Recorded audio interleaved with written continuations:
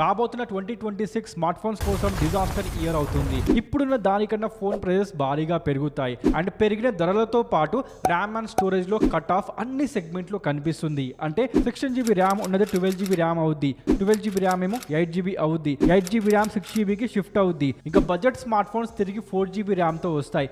దీనికి తోడు $90 కి రీచ్ అయింది. సో కాంపోనెంట్స్ ఇంపోర్ట్ చేయడం చాలా ఎక్స్పెన్సివ్ అయింది. ఫ్యూచర్ లో ఇవి ఇంకా పెరుగుతాయంట. అంతేందుకు ఆల్రెడీ ప్రైస్ హైక్స్ మనం చూడొచ్చు.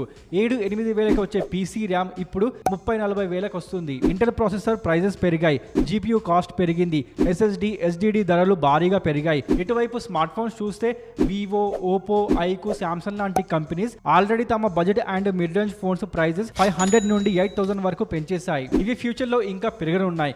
ఈవెన్ యాపిల్ కూడా ఐఫోన్ ప్రైజెస్ 7,000 నుండి 18,000 వరకు హైక్ చేయాలని చూస్తుంది. మరి సడన్ గా మార్కెట్ లో ఇంత పెంట కావడానికి మెయిన్ రీజన్ ఎవరో తెలుసా?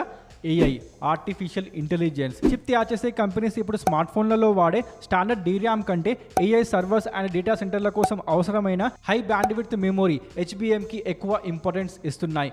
ఈ మార్పు వల్ల smart phone grade RAM shortage ఏర్పడి ధరలు బాగా పెరుగుతున్నాయి. వీటి ఫలితంగా ఫోన్ తయారు చేసే కంపెనీస్ తమ ఫోన్ లో ర్యామ్ తగ్గించాలి లేదా ఫోన్ ప్రైస్ ని పెంచాలనే సిచ్యువేషన్ లో పడ్డాయి. ఇదంతా మీ వల్లనే.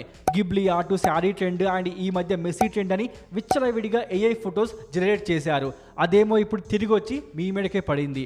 దీన్ని కర్మంటారేమో. అయిందా? బాగైందా? ప్రతిదానికి ఓవర్ ఎక్స్ప్రెషన్.